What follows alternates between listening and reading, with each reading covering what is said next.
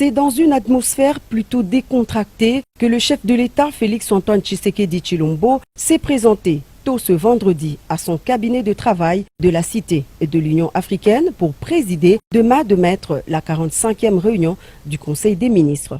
De la communication du président de la République. Ma communication comportera 8 points. À l'examen et adoption des projets des textes, en passant entre autres par les points d'information, toutes les étapes de cette rencontre virtuelle ont été démises. Les membres du gouvernement, chacun en ce qui les concerne, ont fait leurs exposés conformément aux recommandations faites par le chef de l'État lors du précédent conseil. La ministre d'État, ministre en charge des Affaires étrangères, a présenté son dossier concernant les dépenses fixes et inéluctables pour le bon fonctionnement de nos missions diplomatiques, à savoir les ambassades et les postes consulaires. Sujet qui préoccupe au plus haut point le garant de la nation congolaise qui, lors de la précédente réunion du Conseil des ministres, l'avait abordé au premier point de sa communication devant les membres du gouvernement. Félix Tshisekedi avait même instruit le ministère de tutelle et celui des Finances de s'y pencher sans délai. Invité à cette rencontre, le gouverneur de la Banque centrale du Congo a livré les derniers développements de l'évolution du marché et de change.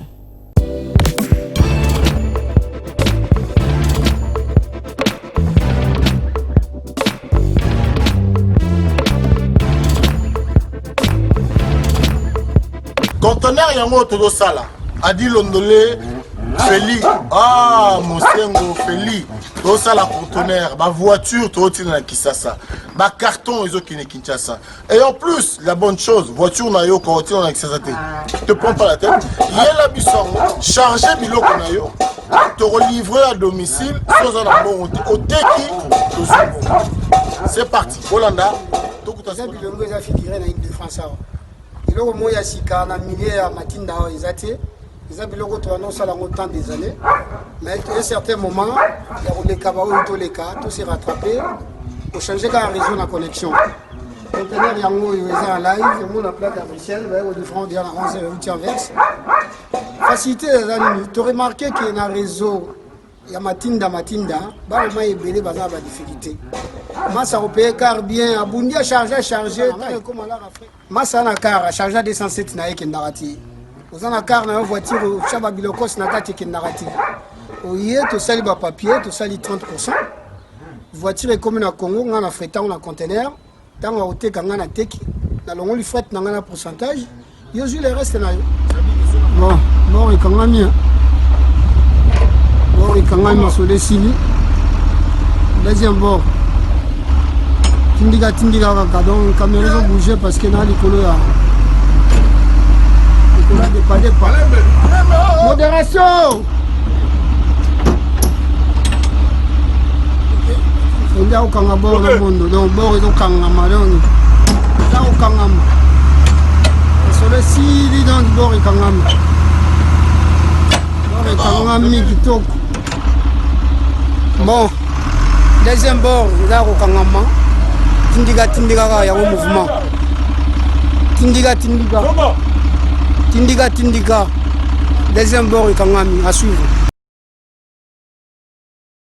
Sepela TV et yena makambu ya sika lisusu o ba chaîne ya France eza na kati ba chaîne ya Congo eza na kati ba chaîne ya Londres eza na kati o ngomona makambu ya politique ya sika o parti AA eza na kati o parti BB o CFAIO eza na kati ya Sepela TV bouquet comme ya muke boye o tina poche voyager na ngokeno partout lingi na bouquet na Sepela TV même ma biso n'ozo même biso wana 4K machine ma daka Sepela TV.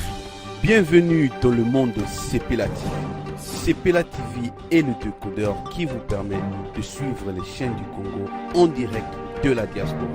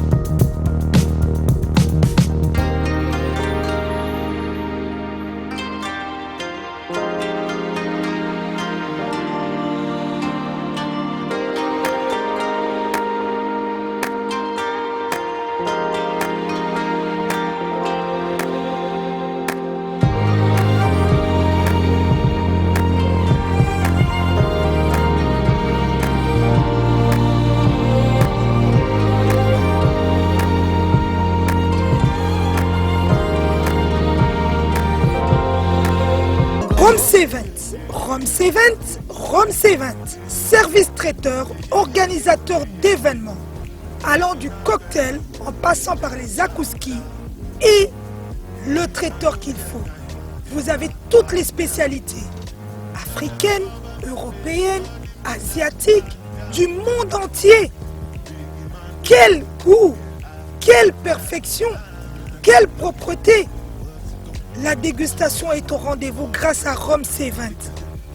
Vous savez les contacter au 0032 465 22 11 72.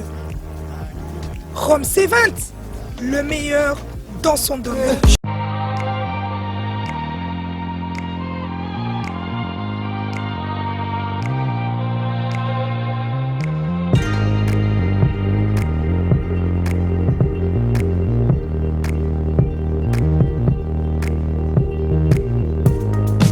Voilà, chers amis, je vous demande de vous abonner massivement sur Adi Loba TV. Venez me rejoindre, venez me retrouver sur Adi Loba TV. Aïe! Boya Ebele, Bokoto, na Adi Loba TV. Aïe!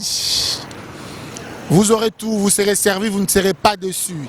C'est vrai que ça fait un bon moment, tout le monde a une sous-tête sololité. Na lobi nabino, Boya, Bokoto, na Adi Loba TV. Aïe! Dans Labino. Rendez-vous dans ce moko Adi Loba TV. Abonnez-vous massivement. Rendez-vous dans Ngai Nabino Nangai Ezana Adi Loba TV. Je vous attends, vous ne serez pas dessus. Adi Loba TV, aïe! Adi Loba. Toko Loba na Adi Loba TV. N'hésitez pas, vous ne serez pas dessus. Adi Loba TV, aïe! Venez nombreux, non, c'est la bino. Adi Loba TV, aïe! Boya, je vous demande de vous abonner massivement sur Adi Loba TV. Adi Loba TV et au Pesabino Basango Nyonso. De manière générale, Bozala informé, analyse, émission, interview, reportage. Vous serez servi na Adi Loba TV. Adi Loba TV, aïe! Rendez-vous na bino nangai Bokoto, Adi Loba TV, Adi Londole le célèbre beau comme un dieu. Ah, c'est la bino. Lokuta mokili bandi na mwasi, soto zina Bible de quoi Adam na Eve, na kosa moninga. Izala mwasi. Basi bakosa mibali te mwasi so akosi mobali te ke mobali wana akosa mwasi na ye vérité zalaka te yango pe moto comprendre ke mobali akosa ki yango pa kosa ka ye. Eloko tinda ka biso mingi to ke ne libanda izaka na comportement mwasi lolenge ni mwasi so bombola ndako. Ba réponse à mabe ke basi pe bazama un peu mayele moko ya mabe. O babenga ba malé mayele ya mabe. Basi bazala yango pe mibali to bandi ko comprendre mayele mabe o basi basalaka nango wana. Neti ebo so alobaka vérité est-ce que bakosa ete soki azokosa nga pe na okosa soki lokuta eko mokota na amour quelque part basi nde bamemaka makambo wana nga na mama Maria te moni lo mo abongo nga motema esima te fona nyonga basi msusu pe balingana bango ke soko kosi ye andimi na so FCP vérité mo na bonne kondi basi bakosa mibali te pona nini bango balingaka biso tokosa bango po bango bakosa biso yango tokosa naka.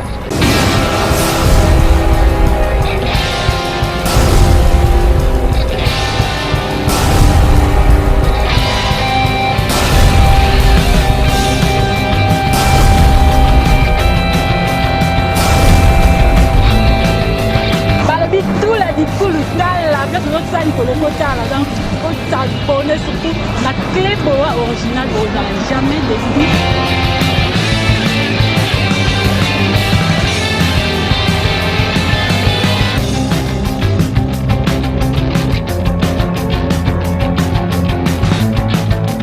Il y a la lore noire à la bouche étrangère de la presse congolaise.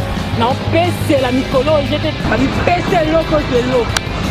Pété l'eau de l'eau. On a pété l'amour des bars. Amour débat, dans le but peste loco de l'eau.